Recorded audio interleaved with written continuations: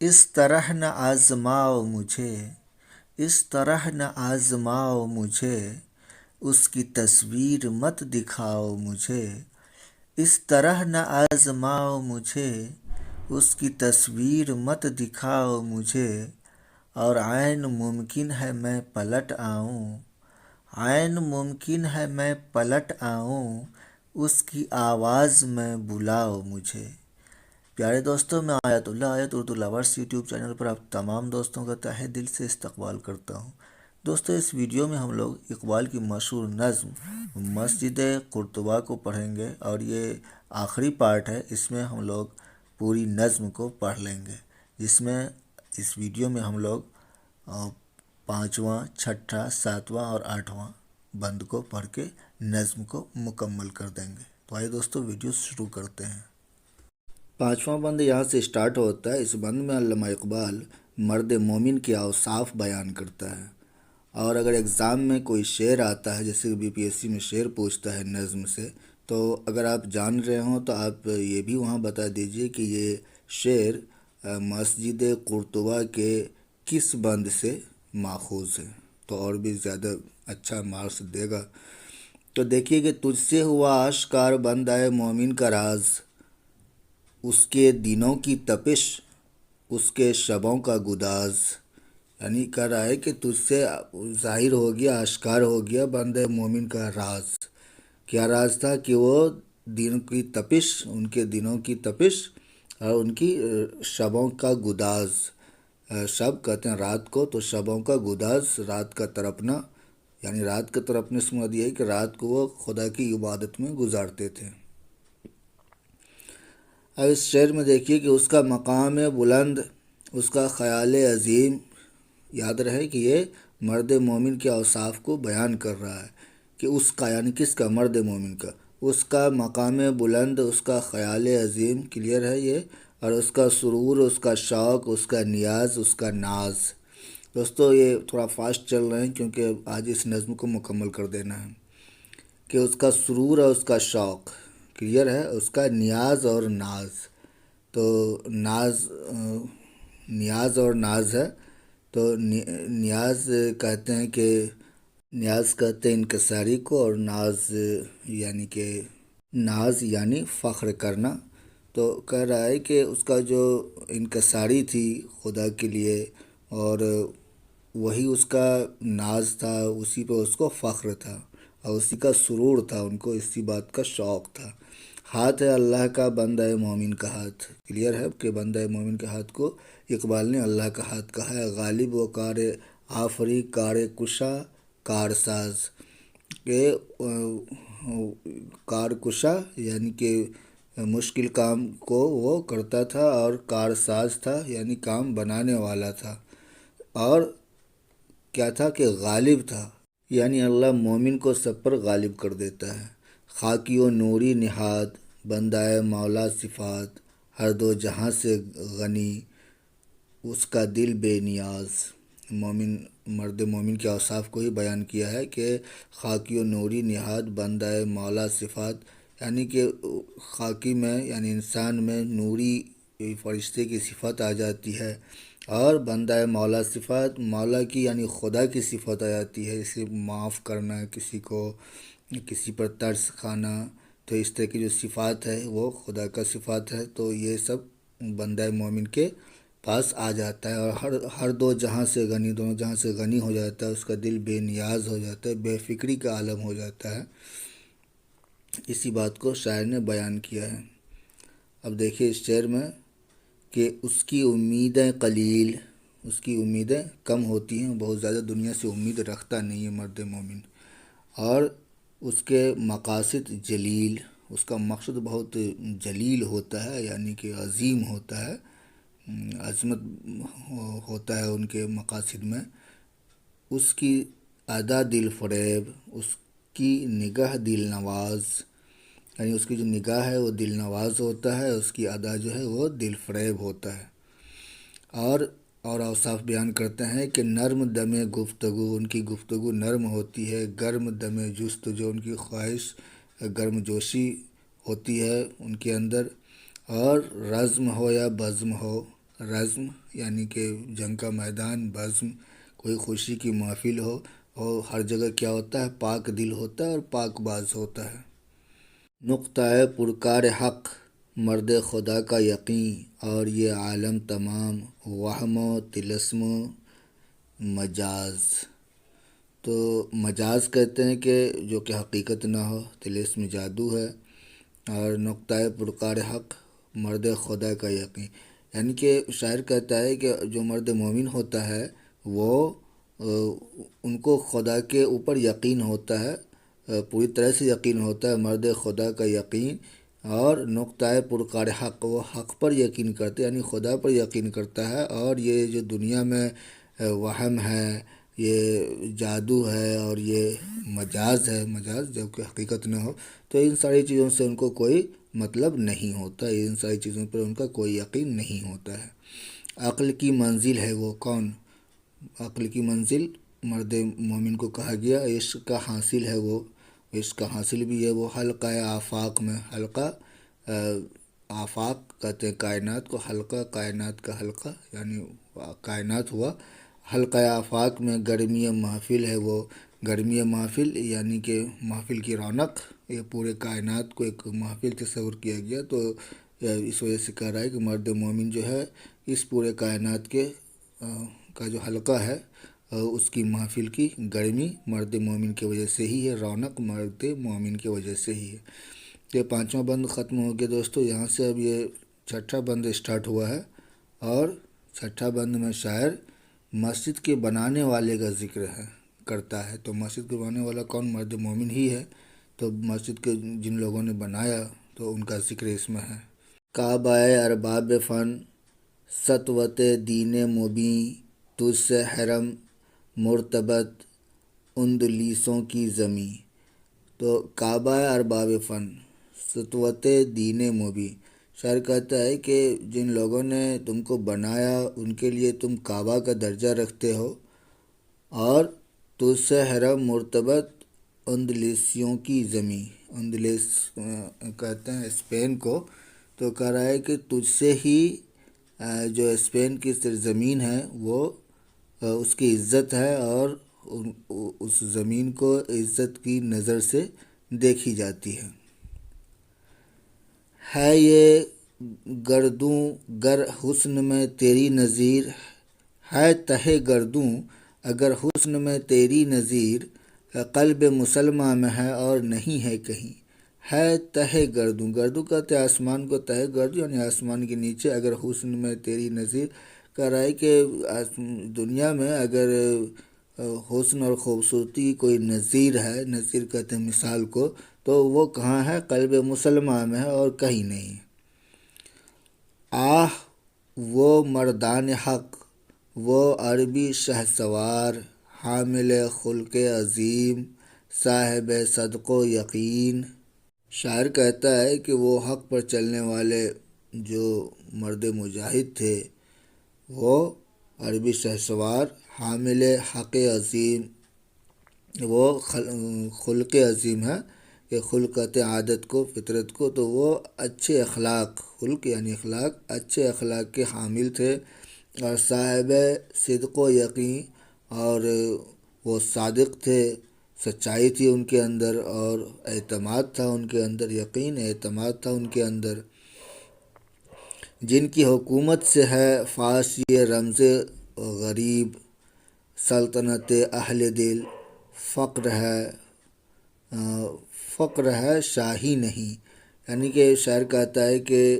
ان کی حکومت سے یہ راز فاش ہو گیا کہ جو بادشاہی ہے، اصل بادشاہی جو ہے اہل دل فقر ہے، یعنی کہ جو اصل بادشاہت ہے وہ فقیری ہے، فقر فقیری ہے، دل والے کے لیے، اہل دل والے کے لیے جو بادشاہت ہے وہ فقیری ہے، وہ شاہی نہیں ہے، یعنی کہ بادشاہت نہیں ہے، اصل بادشاہت تو فقیری ہے۔ اور جو وہ لوگ جو مرد مومن ہوتے ہیں اگر وہ بادشاہ بھی بنتے ہیں تو وہ فقیری اختیار کرتے ہیں، یہ کہنا چاہ رہے ہیں شاعر۔ اور یہاں دیکھیے اس شعر میں، جن کی نگاہوں نے کی تربیت شرق و غرب، ظلمت یورپ میں تھی، جن کی جن کی خرد راہ میں، یعنی جن کی نگاہوں نے کی تربیت شرق و غرب، شرق و غرب کہتے ہیں پورب پشچم کو، تو جن کی نگاہوں نے کی یعنی کہ مرد مومن کی نگاہوں نے تربیت کی، کن کی؟ پورب پشچم کے لوگوں کی تربیت کی، اور ظلمتیں یورپ میں تھیں، جن کی خرد راہبین، راہبین یعنی جو راہ دیکھا ہوا ہو تو راہبین ہوا، تو ظلمتیں یورپ میں تھی، یعنی کہ یورپ میں جو ظلمتیں تھیں، جو اندھیرا تھا، جب یورپ ڈارک ایج میں تھا، تو اس ٹائم میں یہی مرد مومن نے اپنے خرد سے اور اپنے تہذیب سے ان کو درس دیا، ان کو سکھایا، کیونکہ اس ٹائم میں یورپ میں لوگ لڑتے تھے آپس میں اپنے نسل کو لے کر، اور بہت طرح سے لوگ ایک دوسرے سے لڑائی کرتے تھے، تو اسلام چونکہ یونیٹی کی دعوت دیتا ہے کہ سب مل جل کر کے رہتے ہیں، تو یہ چیز جو ہے مرد مومن نے یورپ کو سکھایا۔ تو اب دیکھیے آگے اس شعر میں کہ جن کے لہو کی طفیل آج بھی ہیں اندلسی، خوش دل و گرم اختلاط، سادہ و روشن جبیں، جن کے لہو کی طفیل یعنی جس کے مسلم کے لہو کی طفیل یعنی مرد مومن کے لہو کی طفیل کی وجہ سے آج بھی اندلسی یعنی اسپین کے باشندہ، اسپین کو اندلس کہتے ہیں، تو اسپین کے باشندہ میں اسی مرد مومن کی وجہ سے آج بھی کیا ہے؟ خوش دل و گرم اختلاط اور سادہ و روشن جبیں، کہ اسپین کے لوگ بڑے با اخلاق ہوتے ہیں اور بڑے اچھے سے پیش آتے ہیں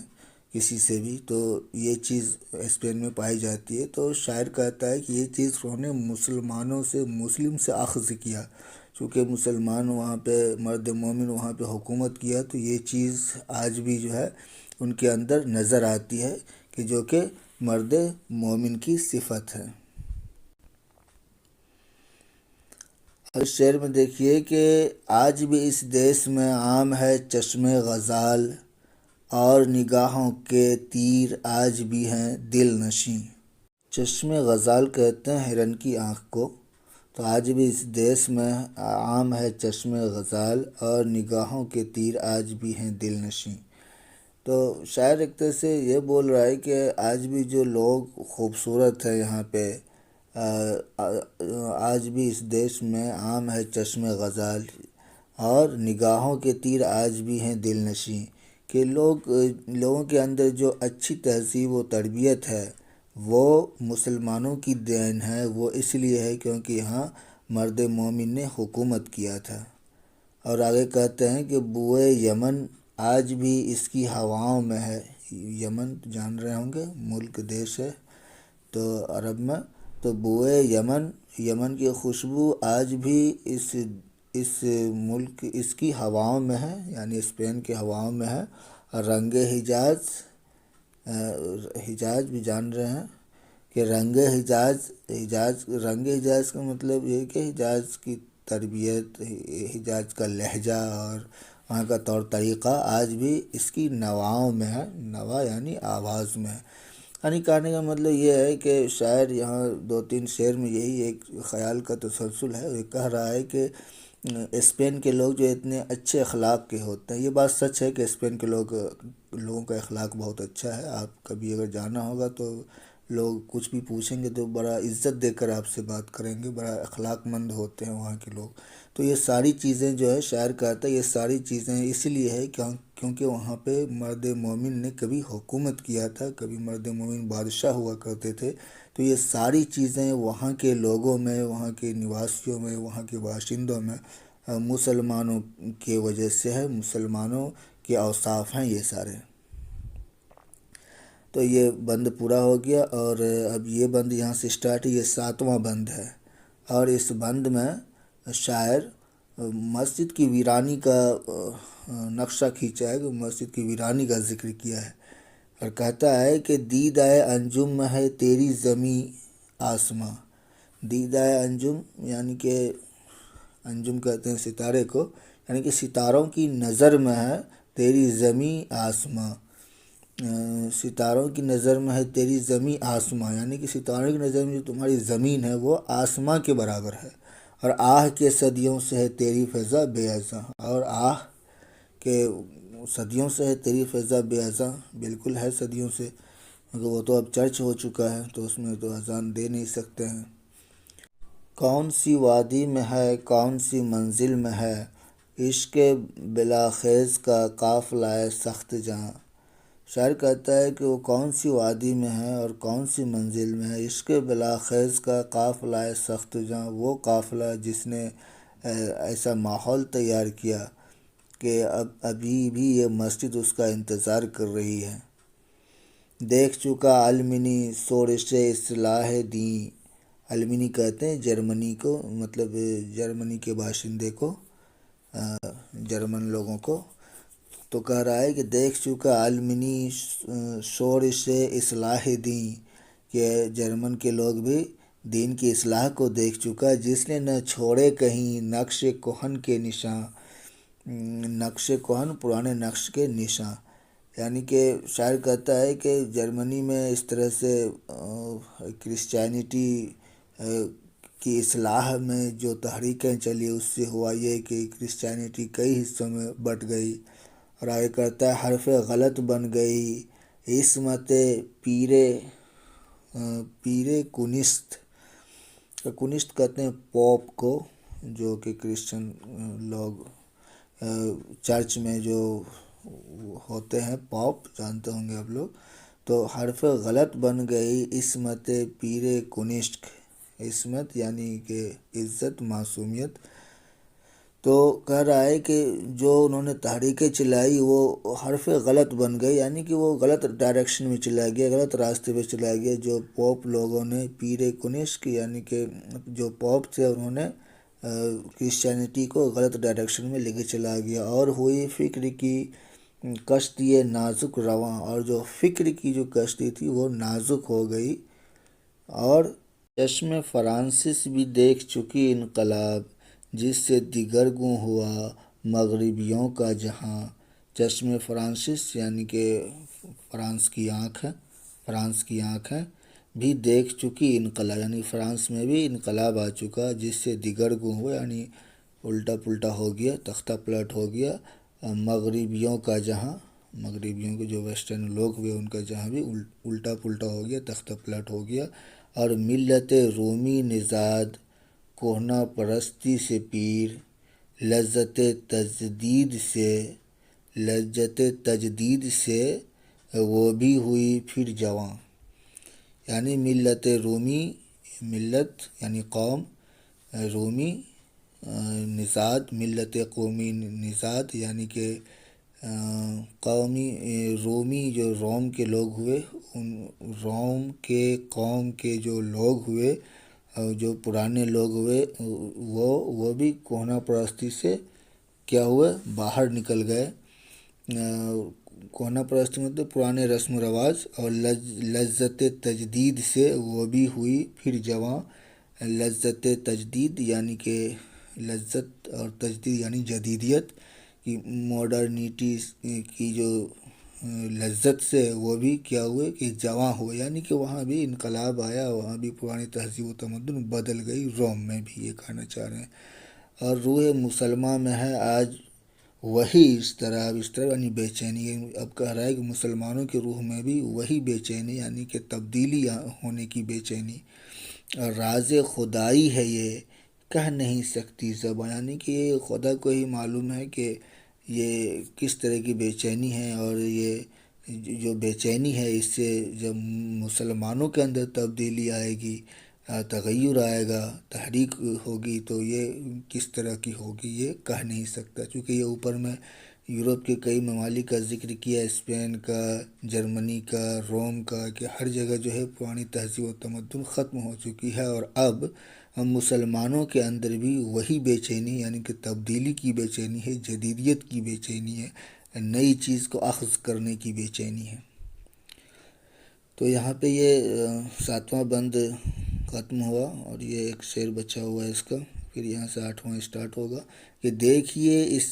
بحر کی تہ سے اچھلتا ہے کیا، بحر یعنی سمندر، اور گنبد نیلوفری رنگ بدلتا ہے کیا۔ کہہ رہا ہے کہ دیکھیے کہ اب کیا ہوتا ہے، کیونکہ مسلمانوں کے اندر بھی بے چینی ہو رہی ہے، اضطراب کی کیفیت ہے۔ تو دیکھیے کہ یہ جو سمندر میں طوفان آئے گا تو یہ کیا مطلب کیا اس کا حاصل نکلتا ہے، سے کیا اچھلتا ہے اس سے، اور گنبد نیلوفری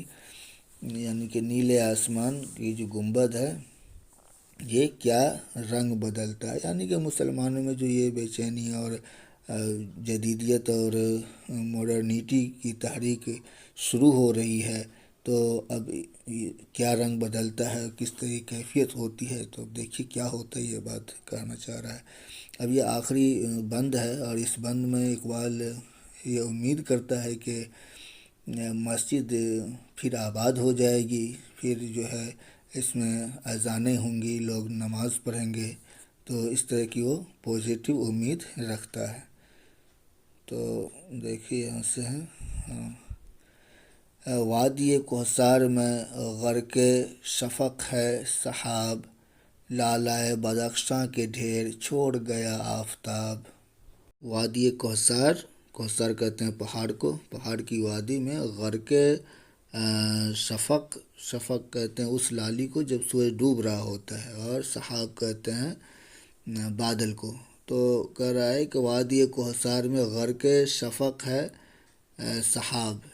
یعنی کہ جب سورج ڈوب رہا ہوتا ہے تو اس لالی میں یہ جو ہے بادل بھی ڈوب رہا ہے، یعنی کہ ایسا لگ رہا ہے کہ سورج غروب ہونے والا ہے۔ اور لال بدخشاں یعنی قیمتی موتی، لال بدخشاں کے ڈھیر چھوڑ گیا آفتاب، یعنی اس وقت کا منظر بیان کر رہا ہے کہ اس وقت ایسا لگتا ہے کہ قیمتی موتی، چمکیلے موتی کا ڈھیر جو ہے سورج چھوڑ گیا ہے۔ سورج ڈوبنے کی کیفیت کو اس میں بیان کیا گیا ہے۔ اور سادہ و پرسوز ہے دختر دہقاں کا گیت، سادہ اور پرسوز یعنی جذبے سے بھرا ہوا، اور دختر دہقاں یعنی یہ کسان کی بیٹی، تو کہہ رہا ہے کسان کی بیٹی کا گیت پرسوز ہے، جذبے سے بھرا ہوا ہے اور سادہ ہے، اور کشتی دل کے لیے سیل ہے عہد شباب، کشتی دل یعنی دل کی کشتی کے لیے، سیل یعنی کہ سیلاب ہے عہد شباب۔ تو ظاہر ہے کہ دل کی کشتی کے لیے جو شباب یعنی کہ جو جوان ہوتا ہے تو وہ ایک سیلاب کے جیسا ہے کہ کشتی کو جہاں بھی چاہے لے جائے۔ اور آگے شاعر کہتا ہے کہ آب روان کبیر، شروع میں آ چکا تھا، یہ کبیر جو ہے ایک ندی کا نام ہے جو کہ مسجد قرطبہ کے پاس سے گزرتی ہے۔ تو آب روان کبیر، اور اسی ندی کے کنارے یہ مسجد ہے۔ تو آب روان کبیر تیرے کنارے کوئی دیکھ رہا ہے کسی اور زمانے کے خواب، کلیئر ہے۔ اور عالم نو ہے ابھی پردۂ تقدیر میں، عالم نو یعنی نئی دنیا جو میں سوچ رہا ہوں، شاعر اقبال کہتا ہے کہ جو سی دنیا کا خواب میں دیکھ رہا ہوں وہ ابھی کیا ہے، پردۂ تقدیر میں، تقدیر کے پردے میں، ابھی ظاہر نہیں ہے۔ میری آنکھوں میں ہے اس کا سحر بے حجاب، یعنی کہ اس کی جو صبح ہے، سحر یعنی صبح، اس کی جو صبح ہے کیا ہے، بے حجاب، بے پردہ، یعنی کہ بھلے وہ تقدیر کے پردے میں لیکن اس کی جو صبح ہے وہ بے حجاب ہے میری نظر میں، یعنی کہ پر امید ہے اقبال کہ یہ زمانہ بدلے گا اور یہ مسجد پھر کبھی آباد ہوگی۔ اور کیا کہہ رہا ہے کہ پردہ اٹھا دوں اگر چہرہ افکار سے، لا نہ سکے گا فرنگ میری نواؤں کی تاب، پردہ اٹھا دوں اگر چہرہ افکار سے، یعنی فکر کی جمع افکار ہے، تو شاعر کہتا ہے کہ میں اپنے فکر کے چہرے سے اگر پردہ اٹھا دوں، یعنی کہ جو میں کہنا چاہ رہا ہوں وہ میں بول دوں، بتا دوں، تو لا نہ سکے گا فرنگ، فرنگ یعنی فرنگی، یورپ کے لوگ، کہ لا نہ سکے گا فرنگ میری نواؤں کی تاب، نوا یعنی آواز، تو فرنگی لوگ، انگریز لوگ، یورپ کے لوگ میری باتوں کی تاب نہیں لا سکیں گے، ان کو سخت غصہ آئے گا، بہت ہی برا لگے گا اگر میں اپنے فکر کے چہرے سے پردہ ہٹا دوں، تو یعنی کہ جو میں کہنا چاہ رہا ہوں کہ آنے والے دنوں میں یہ مسجد آباد ہوگی، مسلمانوں کی حکومت ہوگی، مسلمان کے اندر بھی اضطراب آ رہا ہے، مسلم قوم کے اندر بھی تبدیلی ہوگی، تغیر برپا ہوگا، ایک تحریک چلے گی، تو یہ چیز کہیں نہ کہیں ان لوگوں کو، فرنگی لوگوں کو بری لگے گی، تاب نہیں لا سکے گا۔ اور آگے کہتا ہے کہ جس میں نہ ہو انقلاب موت ہے وہ زندگی، یہ اصل میسج ہے اقبال کا، کہ جس میں نہ ہو انقلاب موت ہے وہ زندگی، روح کی حیات کشمکش انقلاب، یعنی کہہ رہا ہے کہ جس میں انقلاب نہ ہو وہ زندگی موت ہے، اور روح قوم کی حیات کیا ہے کہ کشمکش ہوتی ہے، انقلاب کی کشمکش ان کی زندگی، یعنی کہ حرکت ہونی چاہیے، کشمکش ہونی چاہیے، انقلاب ہونا چاہیے۔ اگر انقلاب نہیں ہے زندگی میں تو وہ زندگی کیسی ہے؟ موت ہے۔ اور یہ آگے کہہ رہا ہے کہ صورت شمشیر ہے دست قضا میں وہ قوم، کرتی ہے جو ہر زماں اپنے عمل کا حساب، یعنی کہ وہ قوم جو ہر زمانے میں اپنے عمل کا حساب کرتی ہے، وہ قوم کیسی ہوتی ہے؟ وہ قوم صورت شمشیر ہوتی ہے،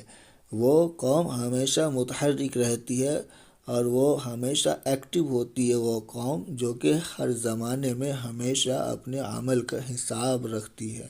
اور حساب کرتی ہے۔ اور یہ آخری شعر ہے، اور یہ کہہ رہا ہے کہ نقش ہیں سب ناتمام خون جگر کے بغیر، نغمہ ہے سودائے خام خون جگر کے بغیر۔ تو نقش نشانوں کہتے ہیں، نقش ہیں سب ناتمام خون جگر کے بغیر، یعنی کوئی بھی کام، کوئی بھی